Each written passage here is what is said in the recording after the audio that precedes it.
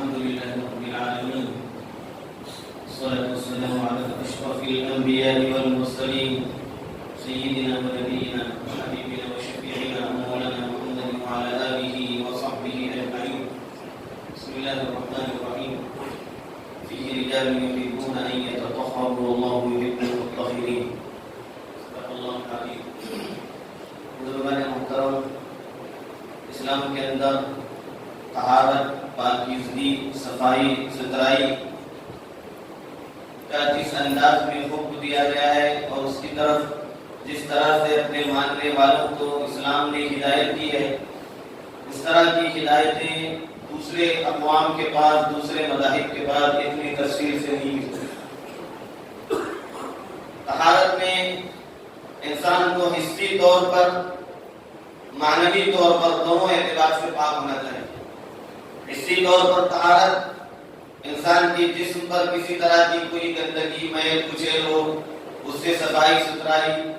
اور معنوی طہارت یہ ہے کہ انسان اگر اس پر وضو واجب ہو گیا، فرض ہو گیا، تو اس کو عبادات کی ادائیگی کے لیے وضو کو ضروری قرار دیا گیا. اسلام کی یہ خصوصیت ہے کہ اسلام نے بہت سی عبادات کے اللہ کے نزدیک نہ صرف مقبول ہونے بلکہ ان عبادات کے صحیح ہونے کا دار و مدار طہارت پر رکھا گیا ہے. وضو کے تعلق سے آپ نے تفصیلات معلوم ہوئی آپ کو کہ وضو کتنا مقدس ترین اور کتنا بلند ترین عمل ہے کہ نماز جیسا فریضہ ادا کرنے کے لیے آدمی کو وضو کرنے کا حکم دیا گیا. یا ایھا الذین آمنوا اذا قمتم الى الصلاۃ فاغسلوا وجوہکم. قرآن نے صاف بتایا جب بھی نماز کے لیے جاؤ تو تم وضو کر لیا کرو. پھر وضو کی تفصیل وہاں بیان کی گئی. اللہ کے نبی صلی اللہ علیہ وسلم نے اس کی تفصیلات بیان کی. اور وضو کرنے پر انسان کو کیا کچھ ملے گا، وضو سے فارغ ہونے کے بعد پڑھنے والی دعا کے نتیجے میں اس کو کتنے انعامات سے نوازا جائے گا، اور وضو کے نتیجے میں انسان کا حوض کوثر پر اللہ کے نبی کو اس کو پہچاننا آسان ہو جائے گا. یہ تمام تفصیلات ہمارے سامنے آ چکی.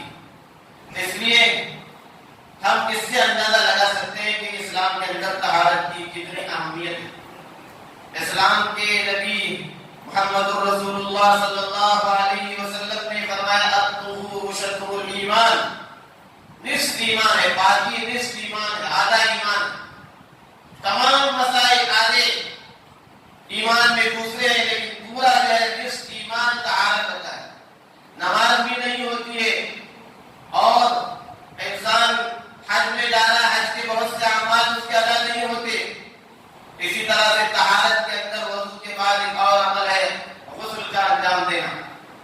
بعض مواقع پر غسل فرض قرار دیا گیا. جب انسان پر غسل واجب ہو جائے، فرض ہو جائے، جب تک وہ غسل نہیں کرے گا اس وقت تک اس کو طہارت اور پاکی حاصل نہیں ہو سکتی. جنابت لاحق ہو گئی آدمی کو، آدمی اپنے اہلیہ کے قریب گیا، اس کی وجہ سے اس پر جو ہے غسل فرض ہو جاتا ہے. ہم بستری کے نتیجے میں یا رات میں سونے میں اس سے جو ہے منی کے قطرے کا نکلنا اس کو محسوس ہو گیا، اپنے کپڑوں پر اس نے نشانات دیکھ لیے، تو اس جنابت کی وجہ سے اس پر غسل کرنا فرض ہے. اس سے پہلے نہ وہ مسجد میں داخل ہو سکتا ہے، نہ کوئی عبادت کر سکتا ہے. عورتوں کے لحاظ سے فرمایا ہے اس کا جو ماہانہ پیریڈ ہے، اس ماہانہ پیریڈ سے پاکی کے بعد، حیض سے پاکی کے بعد، بچے کی ولادت کے بعد، نفاس کا جو خون نکلتا ہے اس سے پاکی کے بعد عورت کے لیے غسل کرنا فرض قرار دیا گیا. جب تک وہ غسل نہیں کرے گی اس کا کوئی عمل صحیح نہیں ہوگا. ان مواقع پر تو اسلام نے غسل کو فرض قرار دیا، لیکن بعض اور ایسے مواقع ہیں جن مواقع پر اسلام نے بڑی ہدایت دی غسل کرنے کی.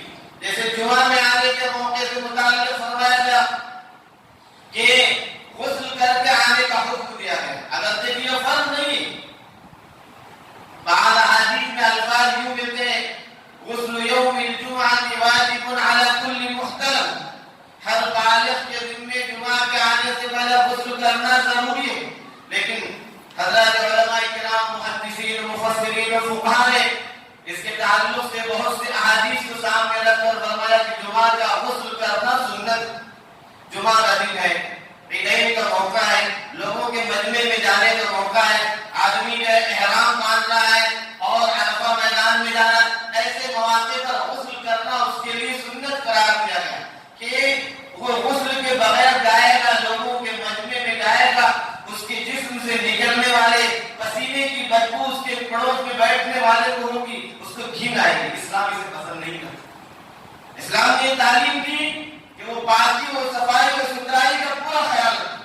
خود اللہ کے نبی کو حکم دیا گیا کہ وَثِيَابَكَ فَطَهِّرْ، آپ اپنے کپڑوں کو بھی پاک رکھا کیجیے۔ اسلام نے اور اسلامی تعلیمات نے جو ہمیں بتایا کہ وضو کے بعد، غسل کے بعد، غسل فرض ہے، وضو فرض ہے موقع سے، اس کے علاوہ بعض مواقع پر غسل کو سنت قرار دیا گیا کہ غسل کے نتیجے میں آدمی کو پورے طور پر پاکی اور صفائی ستھرائی حاصل ہوگی۔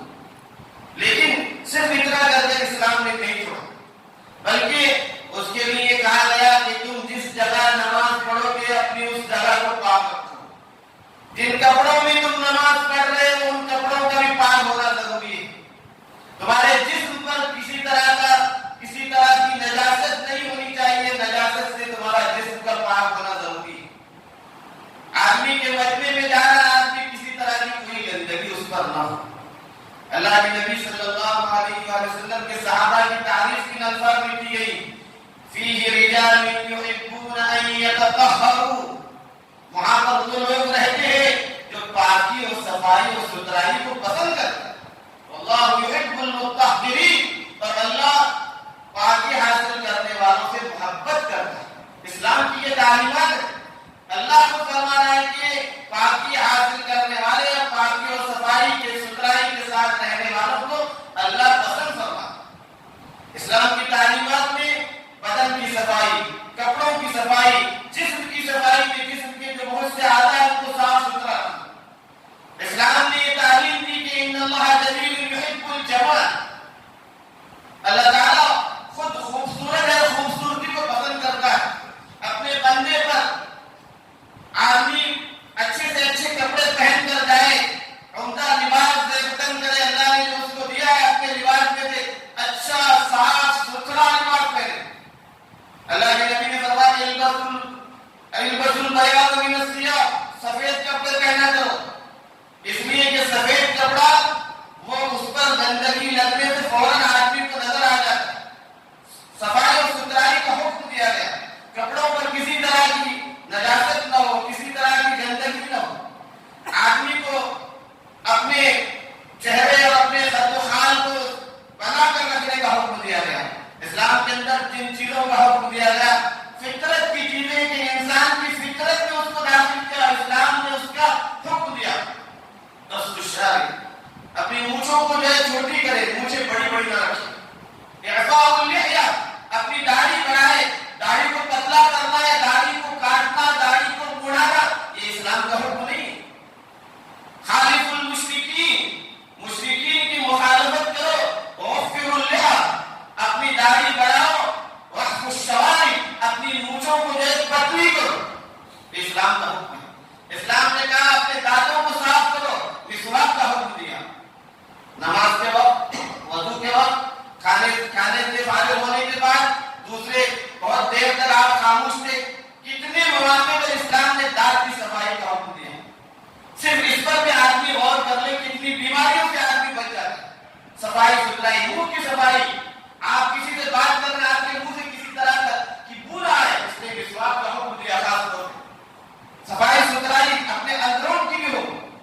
اسلام نے جو تعلیمات دیے، اپنے ناخن تراش کرنے کا حکم دیا کہ ناخن تراشے جائیں، بڑے بڑے نمبر رکھے جائیں ناخن۔ اسلام نے جو تعلیمات دی کہ اب غسل البراجم، خاص طور سے جو جوڑ ہوتے ہیں انسان کے اعضاء کے جو جوڑ ہوتے ہیں، ان جوڑوں کا خاص طور سے خاص خیال رکھ کر کے اس کی صفائی اور ستھرائی کی جائے۔ ختنہ کرنے کا اسلام نے حکم دیا، ناک صاف کرنے کا اسلام نے حکم دیا۔ اللہ کے نبی نے فطرت کی چیزوں میں بتایا کہ ناک کے اندر پانی لے کر ناک کو چھڑا جائے۔ صبح اٹھنے کے بعد اللہ کے نبی نے فرمایا 3 دفعہ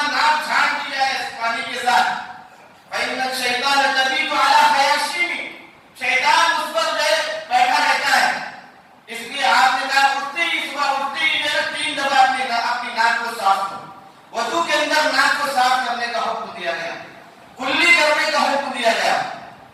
کتنی چیزیں اسلام نے جو حکم دیے کہ آدمی اس کے ذریعے اس کو دیکھنے میں اچھا لگے. کپڑوں کی صفائی و ستھرائی، جہاں رہتا ہے آدمی اس کی صفائی و ستھرائی. یا بنی آدم خذوا زینتکم عند کل مسجد، اے لوگوں جب بھی تم نماز کے لیے جاؤ، علماء نے اس کے معنی مسجد کے معنی نماز کے لیے، جب بھی نماز کے لیے جاؤ زینت اختیار. اسلام میں ستر عورت ہر ایک کے لیے متعین ہے. عورت کا ستر عورت متعین ہے، کتنا حصہ اس کا چھپا رہنا چاہیے. چنانچہ عورت کے لیے کہا کہ چہرے اور ہتھیلیوں کے علاوہ اس کا پورا جسم ڈھکا ہونا چاہیے، اس کے بال کھلے نہیں رہنے چاہیے. غیر محرم کے اوپر غیر محرم کی نظر اس کے بالوں پر نہ پڑے، اس کے چہرے پر نہ پڑے. مردوں کے لیے کہا کہ تم جو ہے تمہارے لیے ستر یہ کہ تم ناف سے گھٹنے تک چھپائے رہو. لیکن اسلام نے جب یہ کہا خذوا زینتکم عند کل مسجد، جب بھی نماز کے لیے جاؤ زینت اختیار کرو. آدمی کہیں جاتا ہے، کسی محفل میں جاتا ہے، کسی دعوت میں جاتا ہے، کسی بڑے کے یہاں جاتا ہے، بن ٹھن کر جاتا ہے، سنور کر کے جاتا ہے. اللہ کے دربار میں آ رہا ہے، مسجد میں آ رہا ہے، اللہ کے حضور آ رہا ہے، تو صفائی ستھرائی کے ساتھ اچھے لباس کے ساتھ اس کو آنے کا حکم دیا ہے. اللہ کے نبی کی تعلیمات یہاں تک ہے کہ اپنے گھروں کی صفائی کا خاص طور سے اللہ کے نبی نے حکم دیا. گھروں کی صفائی ستھرائی ہونی چاہیے. گھر کے پچھاڑوں میں، گھر کے سامنے کی طرف گندگیوں کو رکھنے سے آپ نے منع فرمایا. نظفوا افنیتکم، فرمایا اپنے ذہن کو صاف اور پاک رکھا کرو. ہر چیز کی اللہ کے نبی نے ہمیں تعلیم دی. صفائی ستھرائی کا یہاں تک ہمیں حکم دیا گیا کہ اپنے گھروں کے سامنے کوڑا کرکٹ نہ جمع کیا جائے.